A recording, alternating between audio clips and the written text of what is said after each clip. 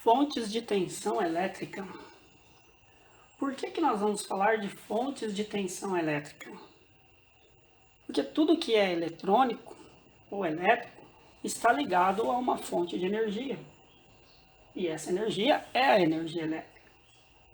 Então nós podemos dizer de forma simples, mas longe de esgotar o assunto, que uma das coisas que a eletrônica faz é usar estas fontes de tensão para produzir correntes controladas e tirar proveito dos efeitos dessas correntes. Então, como que nós podemos entender uma fonte de tensão elétrica? Nós temos um desenho aqui, bastante simples, que pode nos ajudar, por comparação, por analogia, a entendermos como que isso funciona, como que isso acontece. Imagine uma caixa d'água que conserva a água no nível elevado e que está aqui fechada por uma válvula, uma torneira. Esta água, ela exerce uma pressão, causada aí no caso pela força da gravidade, no sentido de que se eu abrir essa válvula, a tendência natural dessa água, por causa da pressão exercida aqui pela força da gravidade, é que ela desça para esse reservatório aqui, que está em nível mais baixo. Essa pressão, inclusive, se eu colocar um instrumento aqui nesse ponto para medir pressão, eu consigo medi-la. Por exemplo, em milímetros de coluna d'água, que é uma unidade que eu posso usar para medir pressão. Então, uma vez aberto esta válvula, por causa aqui da diferença de nível, né? Então surge uma força aqui de pressão de água, vai acontecer o quê? Vai acontecer um fluxo. E essa água vai descer do reservatório que está em nível superior até chegar totalmente aqui, preencher o reservatório que está no nível inferior. Quando ela estiver totalmente transferida para cá, essa pressão aqui deixa de existir e o fluxo de água cessa.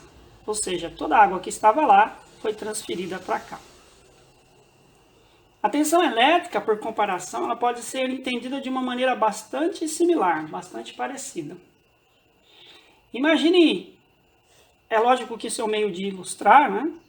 É exatamente como as coisas acontecem lá no nível dos átomos. Quando a gente estudou, cursou a escola, a gente lembra que os átomos são feitos de elétrons, prótons e nêutrons, cada um tem sua carga. Então, exatamente como isso acontece lá no nível deles, isso é um assunto interessante, mas é objeto de uma pesquisa.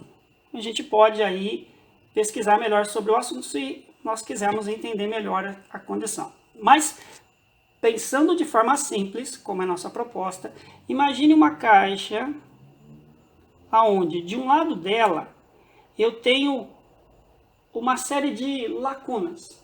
O que seriam essas lacunas?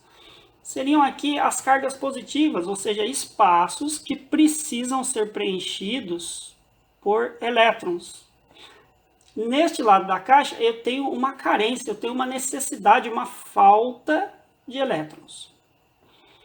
Do outro lado da caixa, porém, eu tenho uma quantidade de elétrons excedente, que são aqui representados por esses pontinhos. Esses elétrons desse lado, eles estão sobrando. E por estarem sobrando, eles naturalmente buscariam preencher esses espaços vazios aqui das lacunas, que são as cargas positivas, e os elétrons, por sua vez, representando as cargas negativas. Então, o que acontece se eu der um caminho para que esses elétrons cheguem ao outro lado da caixa? Vamos supor que eu dei um caminho para eles aqui.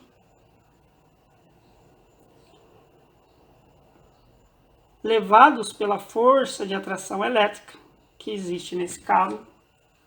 Lembram de que os opostos se atraem? Isso é verdadeiro neste caso aqui. Então, quando eu criar um caminho para que os elétrons alcancem o outro lado da caixa, o que vai acontecer? Vai haver um fluxo. Esses elétrons vão migrar, atraídos pela força de atração elétrica das cargas, e vão tentar encontrar o outro lado e preencher aqui todas essas lacunas. Quando esses elétrons saem de um lado e vão para o outro, surge aqui a corrente elétrica.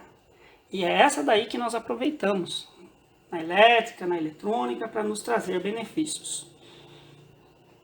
Essa corrente elétrica ela vai existir tanto quanto exista essa diferença de potencial, que nós chamamos, ou essa diferença de cargas entre o lado positivo e o lado negativo. Se os elétrons forem todos para o lado de lá, e conseguirem preencher todos os espaços aqui, todas as lacunas, essa diferença de cargas ou de potencial, ela deixa de existir. E uma vez deixando de existir, o fluxo de elétrons daqui para lá não vai continuar, ele também não vai permanecer. Isso porque numa situação assim, como nós ilustramos aqui, e como acontece em muitas coisas na natureza, as cargas vão tentar buscar o equilíbrio. Então, nós temos aí a busca pelo equilíbrio elétrico. Quando esse equilíbrio for atingido, se ele for atingido, e a diferença entre um lado e o outro for a zero, nós não temos mais o que nós chamamos de diferença de potencial, e também não existe mais a tensão e nem a corrente elétrica.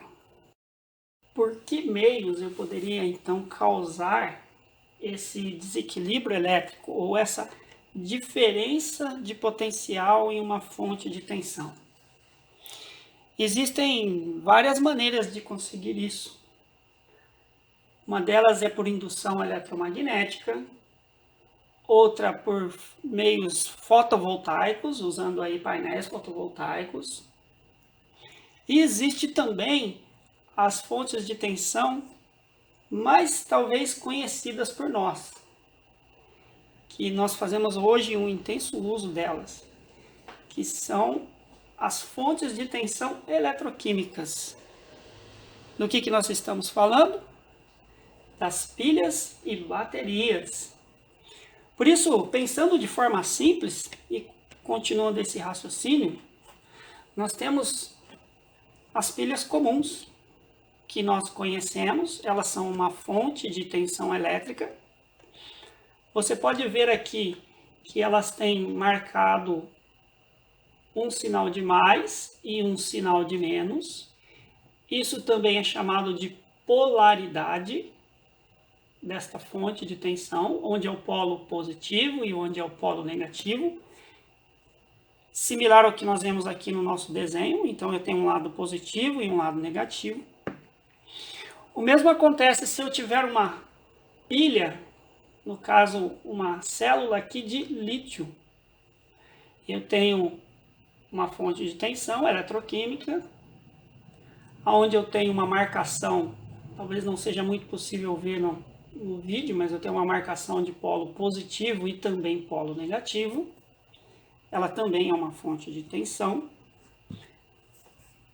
Temos aqui uma outra célula de lítio, ou poderíamos dizer uma outra pilha de lítio. Ela também tem o seu polo positivo marcado, e por exclusão, o negativo só pode ser o outro lado. Também constitui uma fonte de tensão muito conhecida. Além do que nós não temos nenhuma aqui em mãos, mas existem as baterias de celular, por exemplo, que são uma fonte de tensão amplamente utilizada nos tempos modernos. Todos os aparelhos celulares têm uma bateria lá dentro, pelo menos uma bateria lá dentro, e elas também são fontes de tensão eletroquímica ou fornecem energia para os circuitos eletrônicos ali presentes. E existem também as baterias. Baterias como essa daqui, que é uma bateria de chumbo ácido, também marcado o polo positivo e o polo negativo. Todas elas são fontes de energia, vamos dizer assim, fontes de tensão elétrica, e que são amplamente utilizadas. Agora, será que, assim como nós falamos aqui, no caso da água, né, eu consegui medir aqui a pressão da coluna de água aqui com um instrumento. Eu consigo medir o tamanho da diferença de potencial dessas fontes de tensão, que são, por exemplo, aqui as pilhas, bateria, ou mesmo, por que não, uma pequena célula fotovoltaica, que também vai ter o seu polo positivo e negativo. Eu consigo medir qual é a diferença de potencial que tem aqui? Se eu consigo medir que unidade eu vou usar para nós medirmos, para nós mensurarmos, quantificarmos qual é essa diferença de potencial que existe em cada uma delas. Isso é assunto para o nosso próximo vídeo. Nós vamos tratar da medição de tensão e também do uso apropriado de instrumentos para fazer isso. Então, por hoje é isso. Se você gostou desse vídeo, pode deixar também o seu like e fazer os seus comentários. Agradeço a atenção de todos e até o nosso próximo vídeo.